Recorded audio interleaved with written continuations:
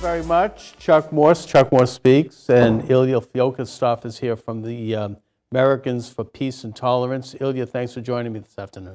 Thank you for having me on. Ilya, let's get right to the most disturbing aspect of this story, which is, are there ISIS people and ISIS terror cells in Boston? There have, in the past decade, have been 12 individuals, now 13 with the new one, who have either been killed, are in jail, or are fugitives from the law because of their involvement in terrorist activity.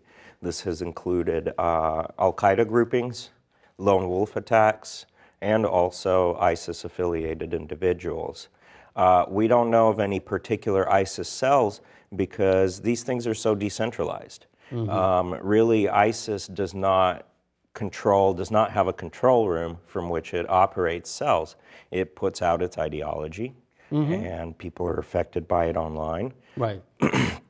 And then they act basically almost on their own. Okay, I mean, like we were talking beforehand, and I mentioned that it reminded me of the way the old Communist Party used to work. I had an uncle who was a member of the Communist Party. I'm actually named after him.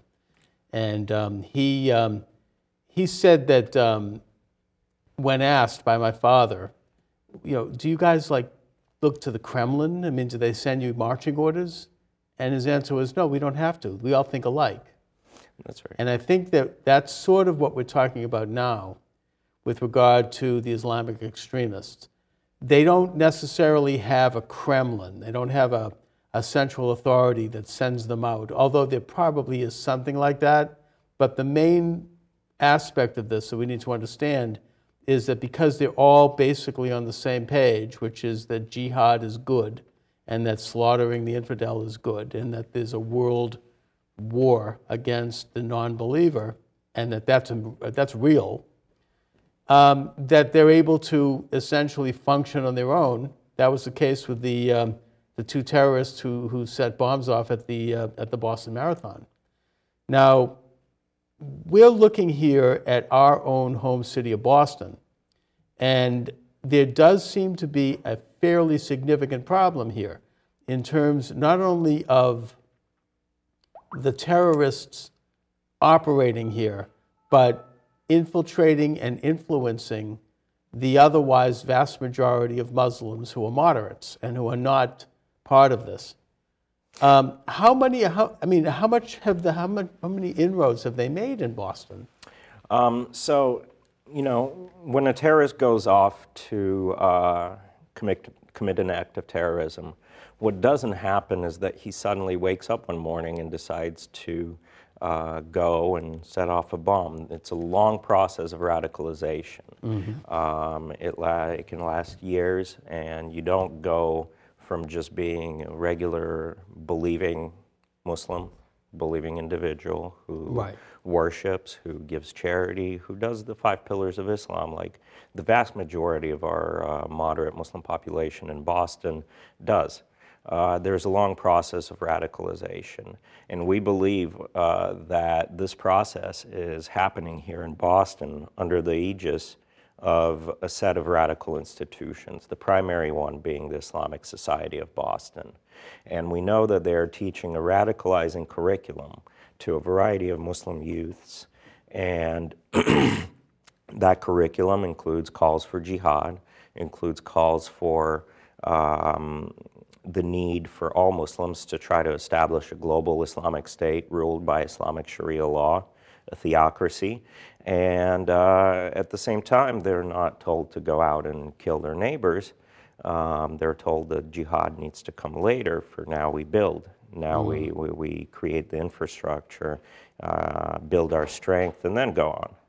But when you tell the youth that, okay, jihad is a great, wonderful thing, it's a glorious thing, but don't do it quite yet. Youths don't really understand that, and that's why we're seeing individuals go out and commit these acts like the Tsarnaev brothers, but they basically jump the gun.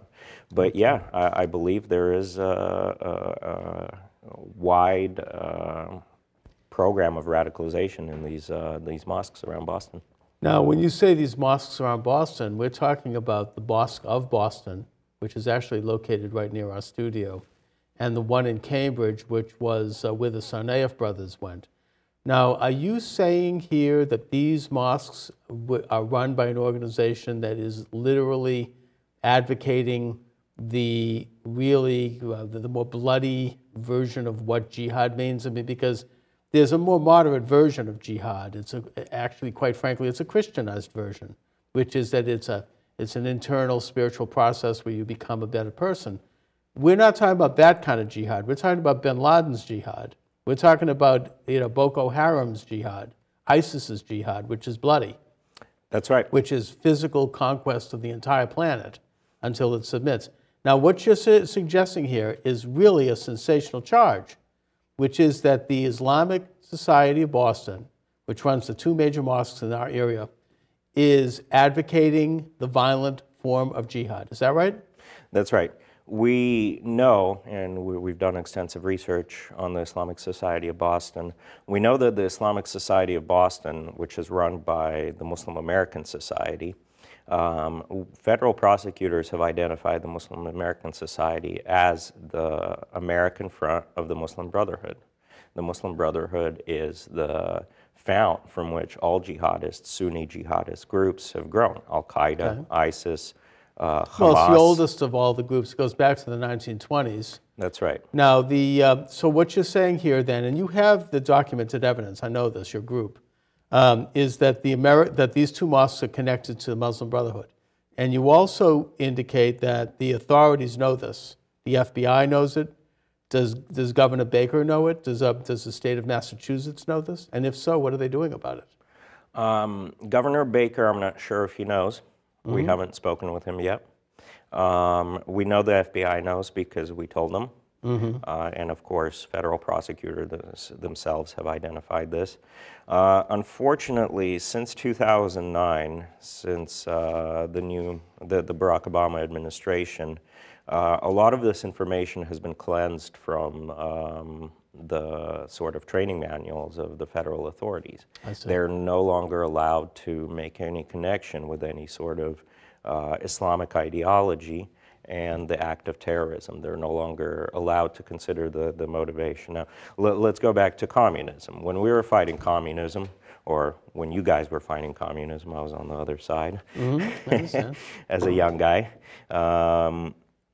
We studied everything about Russia, everything about communist ideology. The same was true during the Nazi time. We studied Nazism in its fullness. We didn't mince words. It wasn't an attack on the German people or the Russian people. It was an attack on an ideology that was in control in those countries at that time. So when we talk today about radical Islam, we're not talking about Muslim men and women. We're talking about an ideology that is trying to kill us. That just the other day we had an incident where this man was trying to behead people in Roslindale, right around the corner from where we are. And so my intention here and your intention is to try to discuss and expose this ideology so we can watch for it, we can understand it, and watch for the signs of it. Now, you've pointed out, your organization, Americans for Peace and Tolerance, that several people who actually were very educated people who fit in very nicely to Boston culture, who attended MIT, who attended, of all places, Brandeis, turned out to be major operatives with ISIS and with Al-Qaeda in Afghanistan. How do we watch for this? How do we identify a situation where we think that somebody might be radical or they may be potentially involved in activities of, at war with the United States or at war with us, the American people? It's really not that hard. The one thing you need is curiosity. The problem is a lot of our leadership is afraid to even entertain the possibility that some of these individuals are going to be radical, and they feel that even if they, in their own mind, start asking these questions of themselves, they are racists. So they don't ask these questions. For example, at MIT, you had a Muslim chaplain who was quite open about the fact that he was an al-Qaeda supporter throughout the 1990s, who was on his website, had calls for jihad, telling Muslims that everyone needs to go on jihad at some point themselves, or they must face the wrath of Allah, that they must support the jihadis overseas. And this now, we was should all just openly note done. that this was before 2001. That's right. So, I mean, the country was still, most of the country was still kind of naive about this, what it meant. And they looked at these things and said, I don't like this, and I don't think it's the American way, but they have a right to free speech. And there was that kind of attitude. Of course, after post 9/11, we see that these are not just you know, the blatherings of some cotton-headed professor at MIT or theologian. This is real stuff. This is, you know, they are at war with the United States. They do intend to kill us and have. That's right, and unfortunately MIT kept this chaplain on after 9/11 for another 13 years. He he only left in 2014 last year, and he still continues to preach around Boston without any consequence. What about the imam at the Boston Mosque? I saw him interviewed, I think, on one of the major networks. He was portrayed as a nice guy. He seemed moderate. He actually, I think, is of American background. Is he like a moderate Muslim leader? So there are two imams that have been interviewed in the past couple of days in connection with the beheading attempt, in connection with the death of Osama Rahim, who was the suspect who wanted to behead Pamela Geller and then decided to go on and try to behead some cops and was shot in a confrontation with the FBI and the Boston police. This man has a brother who was a prominent imam in the Boston area up until last year, preached at the Islamic Society of Boston as a religious instructor, and he's been portrayed as a very moderate individual, Ibrahim Rahim. Unfortunately, that's not the case because, again, the media has not been curious enough to actually read what he's been writing, which is support for a very vicious individual named Yusuf Qaradawi, and here's there on our list. He claims that Yusuf Qaradawi, who is the spiritual leader of the Muslim Brotherhood, is a wise mufti that all Boston Muslims should follow. That all American Muslims and Muslims in the West should follow. And Qaradawi says some of the most disgusting things about Jews. He wants all Jews to be murdered down to the last one. I'm quoting him here. Yeah. That American soldiers need to be attacked. That the world needs to be ruled by Sharia. And this supposedly moderate imam, the brother of the dead jihadi, has also claimed that Muslims in the West must follow Sharia law just like they do in the Muslim world, that Sharia is universal and immutable. And this is a major problem. Now, he's not promoting violence, but he's promoting a sort of infiltration, a nonviolent takeover, just like the communists did, of American institution of American democracy and the subversion of the American constitutional rule of law by an Islamic theocratic system. And that's a big problem, and the media are not watching this. Another imam that's been interviewed in the news, and this is amazing, a man named Imam Abdullah Farouk. He has a mosque down on Shawmut Avenue here nearby. He was actually brought in by Police Commissioner Evans to review the tape of the confrontation where the man was killed. And he came out of it and said, well, I don't believe it, it's inconclusive. This guy, Abdullah Farouk, we have on tape actually urging Muslims when they are confronted by law enforcement to attack them. Right. He has said, pick up the gun and the sword, go out there and do your job. He told this in a sermon made to Boston Muslims.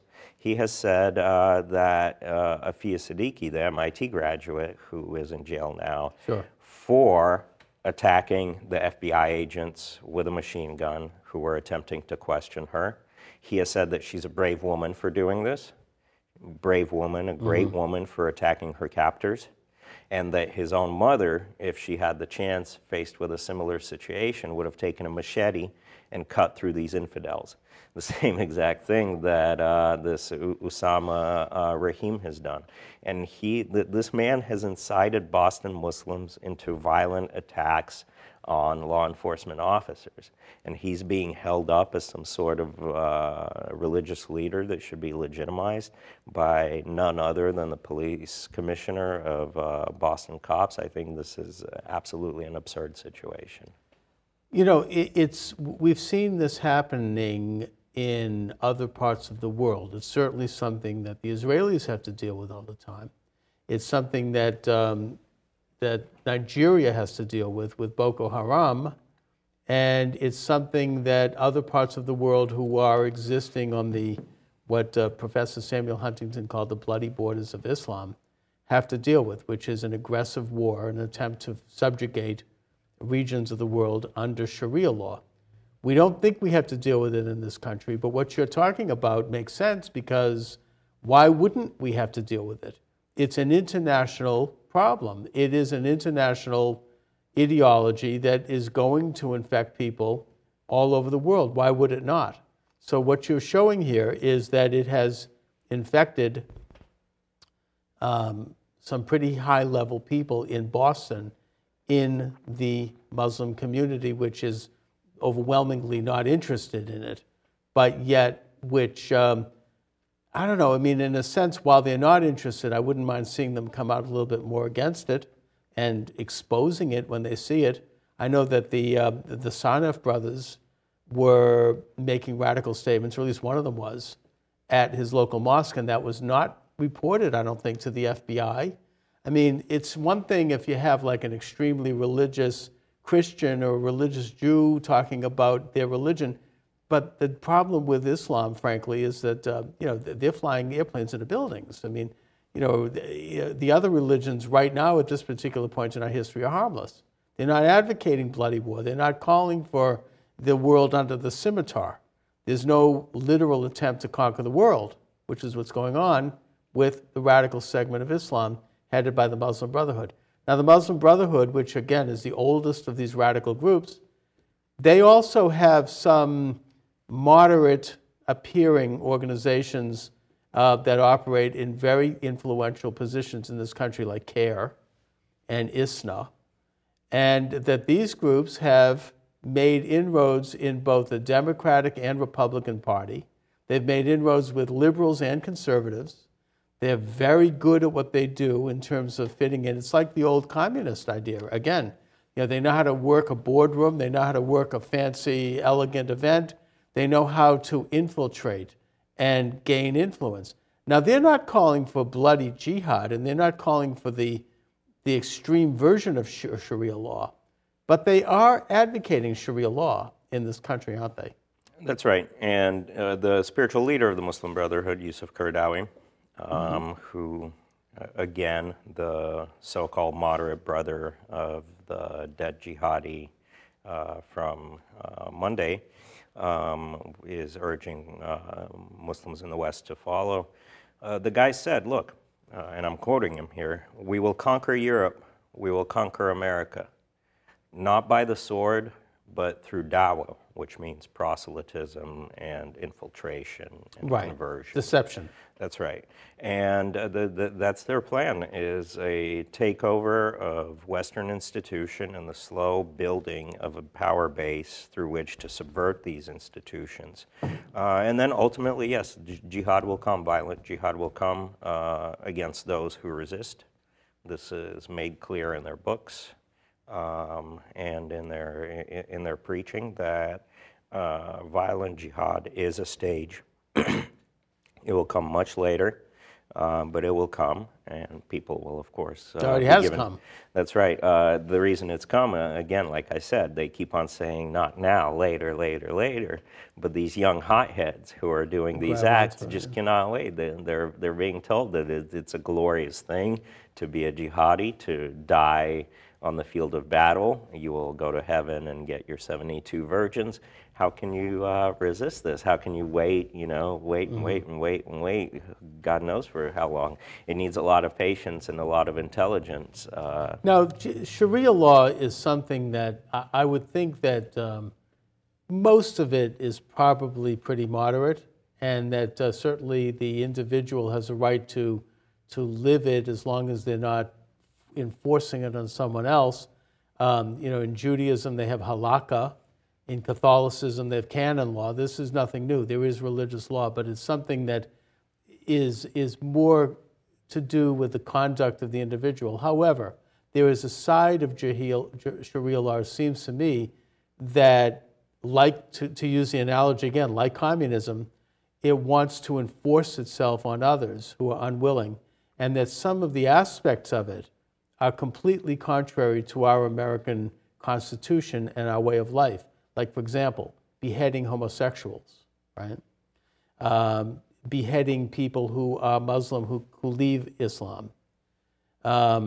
Engaging in all sorts of death penalties against people for a whole list of reasons. Women having to walk around like with these, looking like they were a moving telephone booth. You can't even see anything but their eyes. Very oppressive. I mean, not really the American way. Here in America, we like to see someone's face. It's part of the way we communicate. So it's some very un-American, illegal, unconstitutional activities, and also culturally some activities that are not consistent with American ideals of individual rights and women's rights and gay rights, for that matter. I mean, these are laws that completely contradict all of that. And yet, not only do the American people not really understand in full what Sharia law is, but liberals seem to have no problem with it. Feminists have no problem with it. The gay rights movement doesn't seem to have a problem. Why is that? It's amazing. You would have this so-called red-green alliance.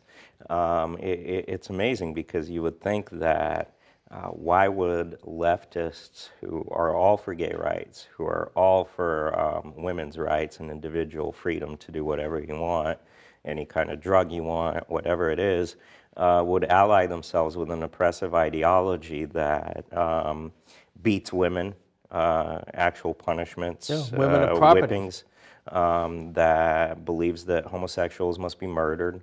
Alcohol is not permitted. You get flogged for drinking alcohol and eventually put to death if you don't repent. Why is it that they seem to have a common cause? And you've touched on this earlier. It's the fact that they both believe in a universalizing, all-encompassing world order. The left, including communists, wanted to build an international communist world order, an entire planet, an entire planet ruled by communism. The Islamists want to build an entire planet ruled by Sharia law. They have a common cause in this, in the sense that they have a common enemy, and that enemy is Western world order, the post-Westphalian system of nation-states, where each nation gets to decide its own course and its own way of life, the way it wants to live, and democracy, the rights of the individual, etc. And they have this common enemy, which is basically its brightest star as America. And I think the left believes that they can use Islamists as an ally into taking down this enemy and then somehow magically co-opt them into its own agenda.